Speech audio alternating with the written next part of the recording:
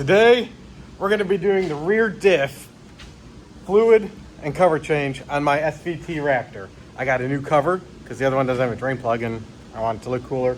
Plus I got the Royal Purple 75 W140 to put back in and new lube blocker, gasket, as well as some new cover bolts. So, can't be that hard, right? You pull it off, you fill it, you drain it, all that good stuff. How hard can it be? Let's do it. Let's get this thing jacked up and let's get under it. One of the first issues I have with my Raptor is it barely fits on my lift. If you see the front tire out there, it's overhanging, and so is this side. So it's a wide truck, but here's the diff, okay? And I just noticed I don't have the spare tire hardware to lower this, which I would probably lower to be able to get to our pumpkin cover here a little bit easier. But as you can see, I've had some seepage. I'm just gonna get a new cover with some holes for draining and filling. So let me show you what I got. This is what I got. I got the Royal Purple 75 W140. I got the Spicer Dana rear pumpkin cover with fill and a drain. Awesome. I got my lube blocker, gasket, and I got some new cover bolts because I heard the ones that came with this don't like getting torqued to 33 foot-pounds. So I got these that are supposed to be better. We'll see. I don't want to use the new ones or the old ones because they just kind of look bad.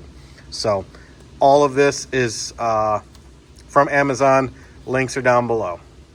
First order of business is I took my 14 and I am just going to start loosening up everything.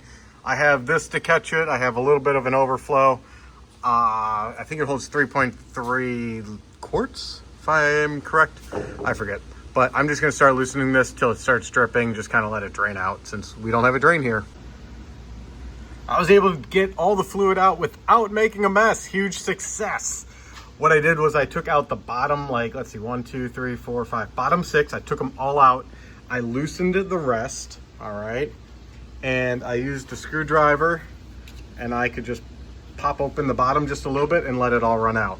Then I used the rest and just, took off the cover. It's just sitting right over there, not too bad. Letting this drip. Then I had a gasket that was stuck. I think they used like an RTV. So I used a little razor blade to kind of get it off. You can kind of see some of the pieces in here. I made sure none got in here. And now that it's about done dripping, I'm going to line up my new gasket with my new pumpkin cover and start putting everything back on. Then here's our fluid. I think it's 3.3, so I'm going to use almost all of those bottles. So let's get this thing back on. When putting on your new gasket here, it looks like it would fit, right? So you line up the holes. Looks good here. You start coming over here and it's off just a little bit on these holes. So we're gonna flip this over and look at that, they all line up perfectly. I'm gonna put just a few bolts in, start hand tightening them just to hold this in place, and then we start torquing it. The new cover is back on. Now, if you look here, here's the rear axle. We had a long bolt here, skip one, long bolt, skip one, and long bolt. This is what these will clip onto right here, okay? That's what we had to take off. So this is gonna get tightened in 2 phases. The first one I'm gonna go around, it has to go to 33 foot-pounds. However, what I'm gonna do is do 15 and then go to 33. I'm gonna go in a star pattern to snug this up, and then we're gonna start filling. I've got my torque wrench set to 15 foot-pounds. We're gonna just use that to go around, and then we're gonna set this to 33 and snug them up. I poured all the Royal Purple, well, all 3 in here. I still have 1 I haven't used, and I was able to put it up there. So this is the Motive Power Fill. I used this on the truck when I did the transmission, if you go watch that video. So I'm just gonna pump this up and see how much goes in until it overflows. Just like that, with that motive pump, it made life so much easier. I just filled it all up, and I thought these were pretty loose, so I torqued these to 10 foot-pounds.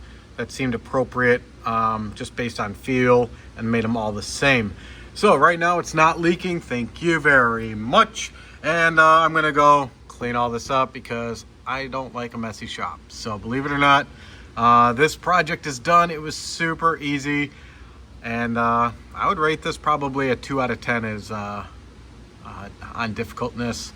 I think if I had to do this without a lift, it'd be a little bit more difficult. I would probably still want to jack up the front just a little bit to give myself some more room. But anyway, I hope you liked it. Please like, subscribe, and watch all my other content.